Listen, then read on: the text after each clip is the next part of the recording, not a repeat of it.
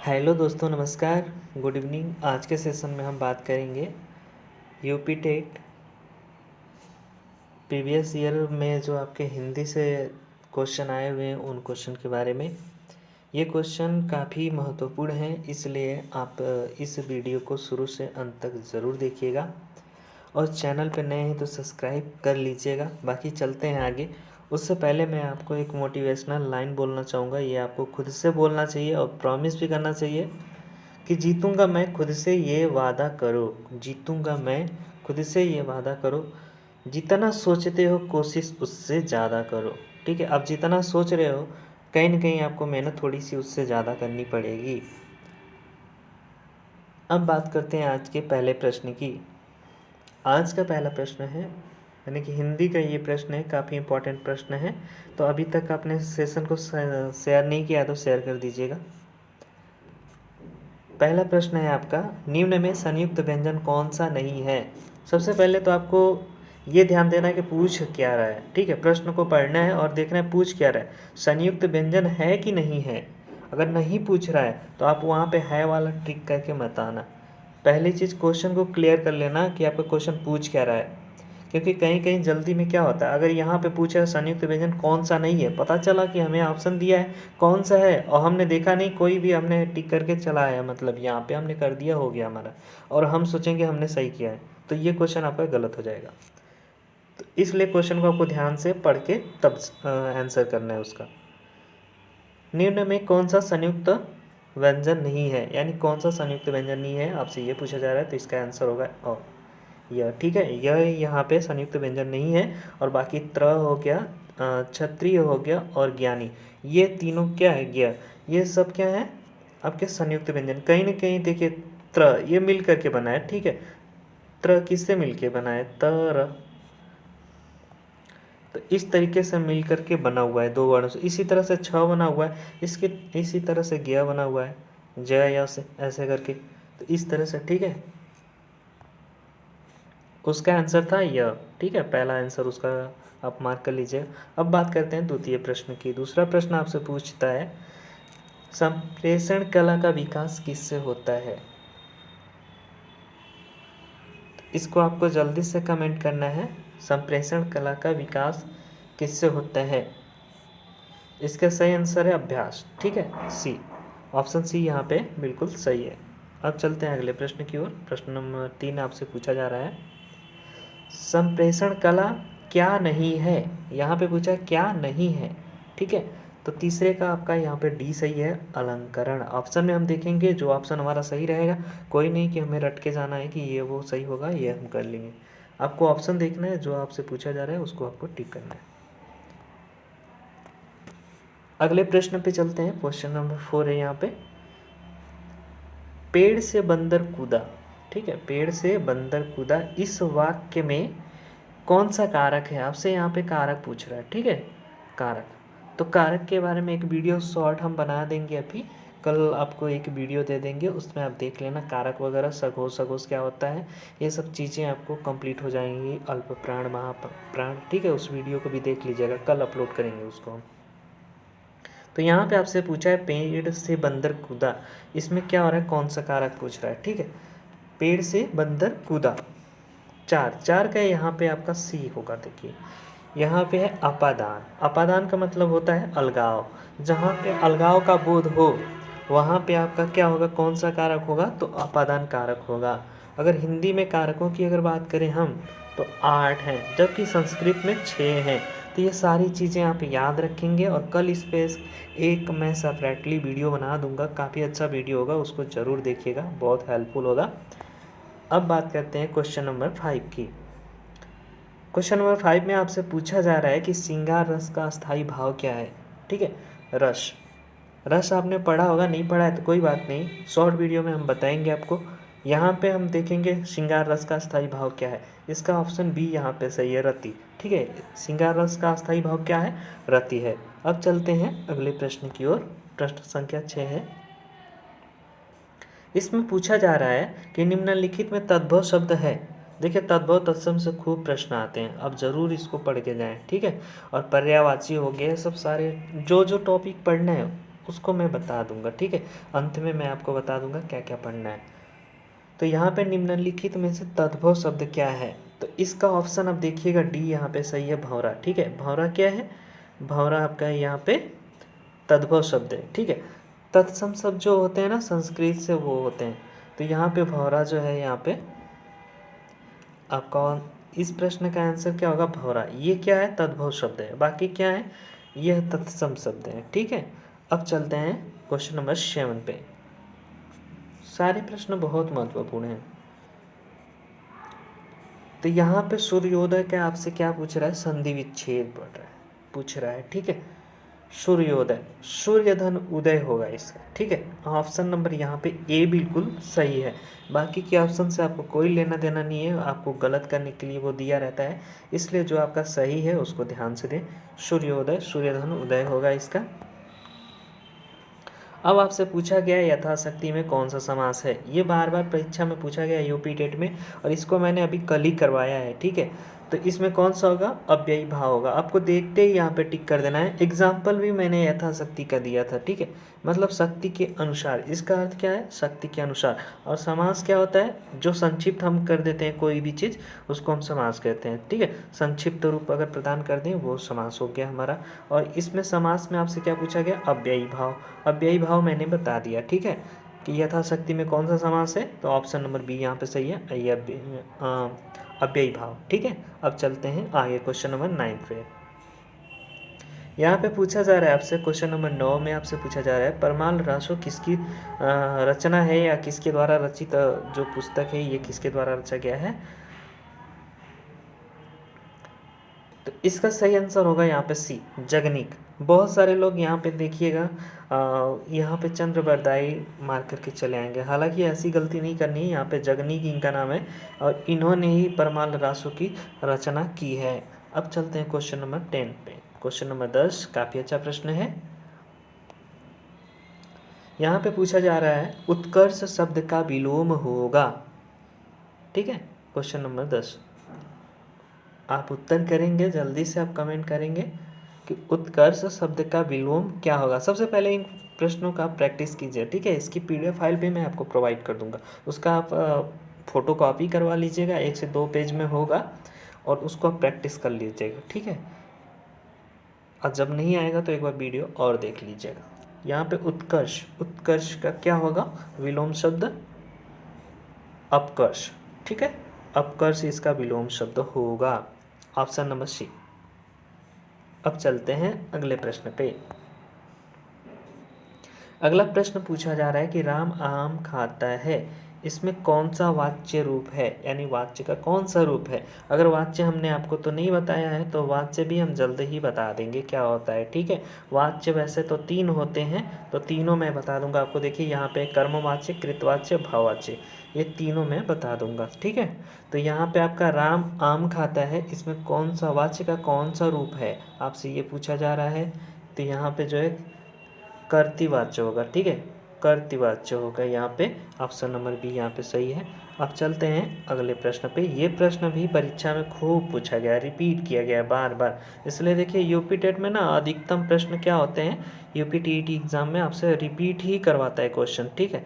तो आप इसलिए आपको प्रैक्टिस सेट सॉल्व जरूर करना है, जितना मैं करवा रहा हूँ उतना करना है, उसके अलावा आप कर सकते हैं तो बिल्कुल कीजिए। और कुछ प्रैक्टिस सेट की मैं PDF आपको कल या परसों तक मैं प्रोवाइड करवा दूंगा, जो अलग अलग संस्थानों के होंगे, काफ़ी अच्छे क्वेश्चन होंगे, ठीक है, तो उनको आप ज़रूर कीजिएगा। हम यहाँ पे बात करते हैं क्वेश्चन नंबर 12 की। क्वेश्चन नंबर 12 आपसे पूछ रहा है तुलसीदास के रचनाकार हैं, ठीक है। तो इसका आंसर यहाँ पे बी बिल्कुल सही है, सूर्यकांत त्रिपाठी निराला, यानी कि क्वेश्चन नंबर 12 का क्या सही है, बी ऑप्शन सही है। बी में क्या है, सूर्यकांत त्रिपाठी निराला किसके रचनाकार हैं, तुलसीदास, ठीक है। अब बात करते हैं क्वेश्चन नंबर 13 की, काफ़ी महत्वपूर्ण प्रश्न है। प्रभु जी तुम चंदन हम पानी किसका वाक्य है। इस तरीके से किसी का वाक्य भी दे देता है और आपसे पूछ लेता है कि उनका नाम आपको बताना रहता है। तो यहाँ पे ऑप्शन सी बिल्कुल सही है, रैदास। बहुत सारे लोग इसको जानते भी होंगे, ठीक है, क्योंकि ये प्रीवियस ईयर में पूछा गया प्रश्न है। अब बात करते हैं प्लूतसोर की। ठीक है, क्वेश्चन नंबर 14 आपसे पूछ रहा है प्लूतसोर कौन सा है। ठीक है, इसका ऑप्शन नंबर डी यहाँ पे सही है। देखिए मैं देखते ही क्यों टिक कर दे रहा हूँ, क्योंकि मुझे ये क्वेश्चन बखूबी खूब याद है और मेरा तैयार भी है। तो यहाँ पे मैं आपको बताऊँगा कि आप कैसे, आप देखा आपने तुरंत आपने मार्क कर दिया। क्यों?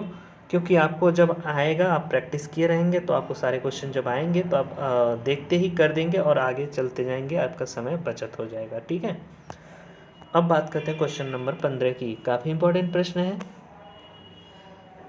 निम्न में प्रयोजन का समानार्थी शब्द नहीं है। इसमें बहुत सारे लोग कंफ्यूज हो जाएंगे इस प्रश्न में। निम्न में प्रयोजन का समानार्थी शब्द नहीं है। हेतु, उद्देश्य, लक्ष्य या नियोजन। ठीक है, तो ऑप्शन नंबर डी यहाँ पे बिल्कुल सही है। ये नियोजन जो है ये नहीं है। ठीक है, इसका समानार्थी शब्द नहीं है, बाकी तीनों इसके समानार्थी शब्द हैं। ये इसके समानार्थी हैं, ये नहीं है। तो हमारा ऑप्शन यहाँ पे सही कौन सा होगा, क्योंकि पूछा है नहीं है, समानार्थी शब्द नहीं है, तो यहाँ पे नियोजन यहाँ पे सही होगा। अब चलते हैं अगले प्रश्न पे, प्रश्न संख्या 16। 16 में आपसे पूछ रहा है आप भला तो जग भला वाक्य में कौन सा सर्वनाम है, यानी सर्वनाम का भेद कौन सा है। ठीक है, तो यहाँ पे आपको देखते ही आपसे मैं पूछ रहा हूँ प्रश्नवाचक है, निजवाचक है, संबंधवाचक है, अनिश्चयवाचक है, क्या है। अब यहाँ पे आपको आंसर क्या करना है, बी, यहाँ पे निजवाचक। ठीक है, यानी क्वेश्चन नंबर 16 का कौन सा ऑप्शन सही है, यहाँ पे बी सही है। बी में क्या लिखा है, निजवाचक। निजवाचक का उदाहरण क्या है, आप भला तो जग भला। इस तरीके से आपको क्वेश्चन को याद कर लेना है। अब चलते हैं हम क्वेश्चन नंबर 17 पे। यह भी प्रश्न पूछा गया आपसे प्रीवियस ईयर एग्जाम में कि रहीमन पानी राखिए बिन पानी सब सुन, पानी गए न उभरे मोती मानुष चुन। इस दोहे में कौन सा अलंकार है, अभी कल ही मैंने आपको बताया था, ये कल आपको मैंने पढ़ाया था। अगर अलंकार वाली वीडियो आपने नहीं देखी है, अलंकार, संधि और समास तीनों एक ही वीडियो में हमने कंप्लीट किया हुआ है। ठीक है, शॉर्ट नोट्स के जरिए हमने बताया हुआ है। आप उससे चाहें तो नोट्स भी बना सकते हैं, आपको डबल फायदा है और एक आपका दिमाग में यहाँ पे सेट भी हो जा रहा है। तो इस तरीके से आपको करना है। रहीमन पानी राखे बिन पानी सब सुन, पानी गए न उभरे मोती मानुष चुन। इसमें कौन सा अलंकार होगा, यहाँ पे श्लेष अलंकार होगा। श्लेष का परिभाषा क्या है कि देखिए यहाँ पे होता क्या, सबसे पहले देखिए यहाँ पे मैं आपको बताता हूँ। देखिए श्लेष की परिभाषा छोड़िए, जो भी है उसको छोड़ दीजिए, अभी कल ही मैंने बताया, फिर भी आप चाहें तो देख सकते हैं, नहीं देखना चाहते कोई बात नहीं। इसमें क्या होगा कि एक ही शब्द बार बार आएगा। ठीक है, एक ही शब्द क्या होगा, बार बार आएगा, बार बार यहाँ पे बार बार आएगा। ठीक है, एक ही शब्द बार बार आएगा और हर बार उसका अर्थ बदलेगा, लेकिन ये 2 से अधिक बार आएगा, 2 बार नहीं आएगा, 2 से अधिक बार आएगा। तो यहाँ पे देखिए पानी 3 बार आया होगा। ठीक है, 3 बार आ गया है ना इस दोहे में। तो ये रहीमन पानी राखिए, पानी मैंने आपको बताया था, एक अर्थ पानी का पानी खुद हो जाएगा। ठीक है, और दूसरा अर्थ पानी क्या होगा, जो आपका मान सम्मान होता है, आत्मसम्मान, इज्जत, आबरू, जो भी आप बोलना चाहें वो हो जाता है आपका एक। ठीक है, और एक पानी का अर्थ होता है कांति, ये हो जाता है। ठीक है, अब चलते हैं हम, इसका मैंने बताया आपको श्लेष, आप नोट कर लेंगे एक बार और, इसका जो है श्लेष होगा इसका। ठीक है, अलंकार। अब बात करते हैं क्वेश्चन नंबर 18 की। काफ़ी अच्छा प्रश्न है, क्योंकि कभी कभी आपसे इस तरह से प्रश्न भी पूछा जाता है, और ये प्रश्न मैंने खुद बनाया हुआ है, क्योंकि इस तरीके से आपसे प्रश्न पूछा जाता है कि क वर्ग का उच्चारण स्थान क्या है। इस तरीके से आपसे प्रश्न पूछ लिया जाता है, और कभी कभी ऐसे पूछ लिया जाता है कि अल्प प्राण कौन सा होता है, कौन सा वर्ग का कौन सा मतलब वर्ड होता है, जो पहला होता है, दूसरा होता है, तीसरा होता है, चौथा होता है, और यहाँ पे पाँचवा होता है, कौन सा होता है। तो यहाँ पे इस तरीके से अल्प प्राण के बारे में मैंने बताया, आपको कल बताएंगे हम, अघोष अघोष अल्प प्राण सारी चीज़ें, तो वहाँ पे मैं आपको क्लियर कर दूंगा। वैसे मैं आपको बता दूं, यहाँ पे अघोष जो होता है पहला दूसरा यहाँ पे अघोष होता है। ठीक है, पहला और दूसरा प्रत्येक वर्ण का, यहाँ पे जैसे क हो गया, ख हो गया, अब इसी के नीचे च हो गया और छ हो गया, इस तरीके से अब नीचे चले जाएंगे इसी 2 में, तो यहाँ पे आपको मिल जाएगा क्या, अघोष। ठीक है, हम बात कर रहे थे यहाँ पे क वर्ग का उच्चारण स्थान क्या है, क से आप याद करेंगे, क से क्या होता है, कंठो होता है हमारा, तो क का उच्चारण स्थान क्या हो जाएगा यहाँ पे, कंठे, डी। इस प्रश्न का ऑप्शन डी यहाँ पे बिल्कुल सही है। अब बात करते हैं क्वेश्चन नंबर 19। ये प्रश्न भी पूछा गया है। क्वेश्चन नंबर 19 में ये है कि बहिष्कार का आपको संधि विच्छेद करना है। बहुत सारे लोग इसको गलत भी कर देंगे, हालांकि वही धन आकार हो गया, वही कार हो गया, बहिष्कार हो गया, बहिधनकार हो गया। तो यहाँ पे आपका कौन सा ऑप्शन सही होगा? डी होगा यहाँ पे, ठीक है, बहिधनकार। बहिधनकार ये आपका बिल्कुल सही है, इस प्रश्न का ऑप्शन डी सही है। अब चलते हैं क्वेश्चन नंबर 20 पे। क्वेश्चन नंबर 20 में आपसे पूछा जा रहा है कि जिन वर्णों का जो जिनका उच्चारण स्थान दांत जो होता है ना, जिनका ऊपर स्थान ऊपर के दांतों या जीभ के लगने से होता है, ठीक है, ऊपर की जो दांत है उन पे जीभ अगर लगती है तो उनका उच्चारण होता है। तो ऐसे जो वर्ण होते हैं हमारे वो क्या कहलाते हैं? तो वो हमारे कहलाते हैं दंत। यहाँ के ऑप्शन सी यहाँ पे बिल्कुल सही है। यानी कि जब हमारा ऊपर का जो दांत होता है ना, उससे जब जीवा टच होती है तो उससे किस वर्ड मतलब जो वर्ड होते हैं उनका उच्चारण क्या निकलता है, यानी यहाँ स्थान बताना है। तो इस तरीके से हमारा निकलता है दंते, ठीक है। वो जब टच करती हैं वहाँ पे छूती हैं, जैसे तो अब बोल के देखिए तो बोलिए, एक बार बोलिए, फिर आपको देखिए पता चल जाएगा ऐसे, ठीक है, कि यहाँ पे जो है जो सही है उसके बारे में आपको पता चल जाएगा। तो इसका ऑप्शन सी यहाँ पे सही है, दंते। चलिए अब क्वेश्चन नंबर 21 पे चलते हैं। क्वेश्चन नंबर 21 में पूछा जा रहा है निम्न में कौन सा ऊष्म व्यंजन है। देखिए ऐसे भी प्रश्न बनते हैं, कौन सा ऊष्म व्यंजन नहीं है और कौन सा ऊष्म व्यंजन है, ये तो पूछा ही जा रहा है। अगर नहीं पूछेगा तो वहाँ पे भी आपको फंस जाएंगे, ठीक है, आप वहाँ पे भी फंस सकते हैं, क्योंकि आप जल्दी जल्दी में क्या करेंगे, आपको लगेगा कि यहाँ पे पूछ रहा है उसमें व्यंजन है, तो आप वही फटाफट जो भी रहेगा वो आप करके चले आओगे। पता चला यहाँ पे पूछा है नहीं, और नहीं में भी आप यही सोच के आप चले आए मार करके, तभी गलत हो जाएगा। इसलिए प्रश्न को ध्यान से पढ़ें, तब उत्तर उसका देने की कोशिश करें। तो यहाँ पे पूछा है आपसे निम्न में कौन सा व्यंजन है, ऊष्म व्यंजन पूछा है, निम्न में कौन सा ऊष्म व्यंजन है। तो ऊष्म व्यंजन क्या है, यहाँ पर देखिए आप श, देखिए ऊष्म व्यंजन ये होते हैं आपके, ठीक है, ये तीनों क्या है, ऊष्म व्यंजन है। तो यहाँ पे ऑप्शन क्या है, बी आपका सही हो जाएगा। अब चलते हैं क्वेश्चन नंबर 22 पे। काफ़ी महत्वपूर्ण प्रश्न है, सारे प्रश्न काफ़ी महत्वपूर्ण है, इसलिए थोड़ा सा आप नोट्स बना लेंगे तो अच्छा ही रहेगा।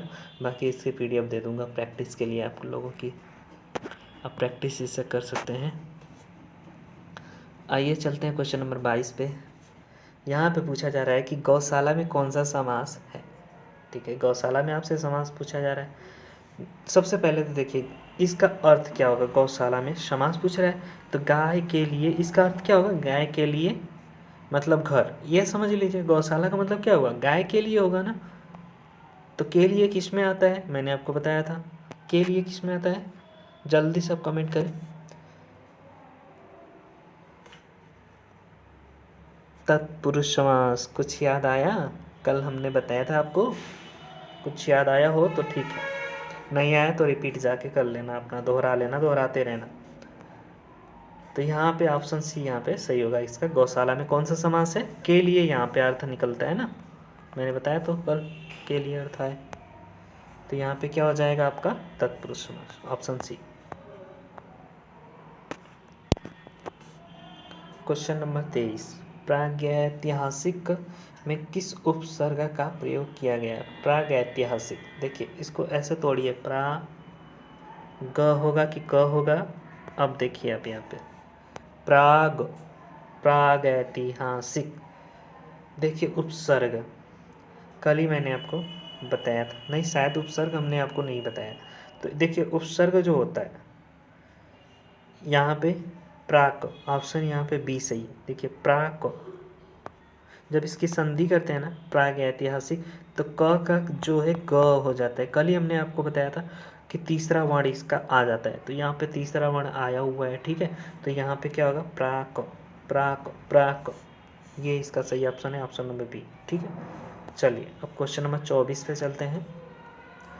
चिड़िया जो है, चिड़िया के बारे में बताया जा रहा है, घोंसले में चिड़िया है, घोंसले में चिड़िया है, इसमें कौन सा कारक है, में पै पर किस में आता है, में पै पर किस में आता है, आप बताएं जल्दी से कमेंट करें, में पै पर किस में आता है, घोंसले में चिड़िया है, इसमें कौन सा कारक है। क्वेश्चन नंबर 24, घोंसले में चिड़िया है, इसमें कौन सा कारक है। ऑप्शन है आपका संप्रदान कारक, अधिकरण कारक, संबंध और अपादान कारक। क्वेश्चन नंबर 24 जल्दी बताएं आप। अधिकरण में पै पर, में पय पर अधिकरण। ठीक है, चलिए क्वेश्चन नंबर 25 आपसे पूछा जा रहा है नदी शब्द का इसमें प्रयुक्त वचन कौन सा है? नदी में, नदी, नदी आपको पता चल जा रहा होगा एक वचन नहीं है, द्विवचन ये भी नहीं है, और यहाँ पे एक वचन द्विवचन लिखा है ये भी नहीं है, तो ऑप्शन यहाँ पे सी सही हो जाएगा। ठीक है, बहुवचन। यहाँ पे नदी, नदी, नदी होता है तो एक नदी की बात की जा रही है, और यहाँ पे नदी हो गया है। ठीक है, तो यहाँ पे बहुत सारी नदियों की यहाँ पे चर्चा की जा रही है, बात की जा रही है। अब बात करते हैं क्वेश्चन नंबर 26 की। विद्यालय में संधि है, इस तरीके से आपसे पूछा भी जाएगा। कोई वर्ड दे देगा, जैसे विद्यार्थी आपसे दे दिया, विद्यार्थी, विद्यार्थी में संधि है ऐसा पूछ लिया, सेम संधि होगा जो यहाँ पे होगा, क्योंकि विद्याधन अर्थी। ठीक है, सेम संधि यहाँ पे होगा। जल्दी से आप बताएं। 26, क्वेश्चन नंबर 26, यहाँ पे क्या होगा? दीर्घ, दीर्घ, दीर्घ, दीर्घ, दीर्घ। दीर्घ में क्या होता है? दीर्घ में क्या होता है? आ। ठीक है, आ मतलब बड़ा हो गया, यहाँ पे आपका बड़ाऊ हो गया। ठीक है, ये हो गया, बड़ी ई हो गया, ये क्या है? ये तीनों क्या है? दीर्घ हैं। ठीक है, दीर्घ संधि। संधि आपने नहीं पढ़ा है तो कल वाला वीडियो जाके देख लीजिए, कल का वीडियो आप जाके देख लीजिए। अब बात करते हैं क्वेश्चन नंबर 27 की। 27 में पूछा जा रहा है आपसे निम्न में किस शब्द का संधि विच्छेद शुद्ध नहीं है? यहाँ पे संधि विच्छेद तो दिया गया है, लेकिन पूछ रहा है कि शुद्ध नहीं है, इसका ऑप्शन क्या होगा? ए सही होगा। ठीक है, मात्रा धन आनंद, यहाँ पे मात्रा, इसका होता है मात्र धन आनंद होता है, मात्र धन आनंद, ये इसका संधि विच्छेद होता है। बाकी संधि विच्छेद आप चेक करेंगे, ये सही होगा, आपको सही मिलेगा, क्योंकि देखिए विद्याधन आलय, विद्यालय हो गया, सदाधन एव सदैव हो गया, महाधन ऋषि महर्षि हो गया। तो इस तरीके से ये सारा सही है। आपका ऑप्शन नंबर ए जो है ये गलत है, इसलिए यहाँ पे ए ऑप्शन सही होगा। ठीक है, चलिए क्वेश्चन नंबर 28 पे चलते हैं। ख क्या है? ख क्या है? ख, ख अघोष है, सघोष है, या फिर विवृत है, अल्प प्राण? ठीक है, बताएं, जल्दी से बताएं। ख, ख है क्या चीज? अघोष होगा जी। मैंने अभी कुछ देर पहले बताया था कि पहला और दूसरा, इसका मतलब क हो गया, ख हो गया, और यहाँ पे च, छ, फिर तीसरे में जाएंगे आपका, मान लीजिए यहाँ पे त हो जाएगा, त, थ, फिर द, ध, फिर मतलब सॉरी, फिर त के बाद फिर अगला जो नीचे आएगा उसको हम कर लेंगे। तो इस तरीके से आपका बढ़ता जाएगा। ये पहला और दूसरा मैंने बताया ना, पहला दूसरा क्या होता है? अघोष होता है। तो कल मैं इस टॉपिक को क्लियर कर दूंगा, अघोष, सघोष, अल्प प्राण, महाप्राण, और एक दो और टाइप के क्वेश्चन जो होते हैं उनको मैं क्लियर कर दूंगा टॉपिक को, जहाँ से बनता है प्रश्न। अगर याद रहा तो मैं आपको सकर्मक अकर्मक क्रिया के बारे में भी थोड़ी बहुत चर्चा कर दूंगा। कल का लेक्चर बहुत अच्छा होगा, देखना, आप ध्यान से देखना। क्वेश्चन नंबर 29 की बात करते हैं। निम्न में अकर्मक क्रिया बताइए। अकर्मक क्रिया क्या हो सकती है? जैसे देखिए यहाँ पे पढ़ना, रोना, खाना, लेना, ये सारी चीज़ें क्या है? इसमें देखिए रोना क्या है? एक अकर्मक क्रिया है। ठीक है, यहाँ पे अकर्मक क्रिया है रोना। ऑप्शन नंबर यहाँ पे क्या है? बी सही है। इस तरीके से प्रश्न आते हैं। अब बात करते हैं यहाँ पे क्वेश्चन नंबर 30 की। इसमें लिखा है क्या? निम्न में कौन सा वारिद का पर्यायवाची शब्द नहीं है? यहाँ पे देखिएगा ध्यान से, नहीं है, वारिद का पर्यायवाची नहीं है। नहीं है मतलब सबसे पहले हमें ढूंढना होगा कि इसका पर्यायवाची क्या होता है, याद रहेगा तब तो हम मार्क कर पाएंगे। चलो इसका हमें पर्यायवाची नहीं आता, सपोज वारिद का नहीं आता। अब पता चला कि इसमें बहुत सारा अपना दिया हुआ है, अलग अलग दिया हुआ है, तो हम पहचान लेंगे। अगर कोई अन्य याद रहेगा, एक याद नहीं रहेगा, तो उससे भी हम पहले निगेटिव की तरफ से चलते हैं ना, जब नकारात्मक अंकन को अलग करते हैं तब भी हमारा उत्तर सही आ जाता है। तो यहाँ पे अब हम करेंगे कि हमको याद है पर्यायवाची इसका, तो इसका पर्यायवाची कौन कौन सा है, कौन सा नहीं है। तो आप यहाँ पे देखेंगे, देखिए पयोद, घन, मेघ, ये क्या है? तीनों इसका पर्यायवाची है। और अम्बुज क्या है? इसका पर्यायवाची नहीं है। अम्बुज किसका है?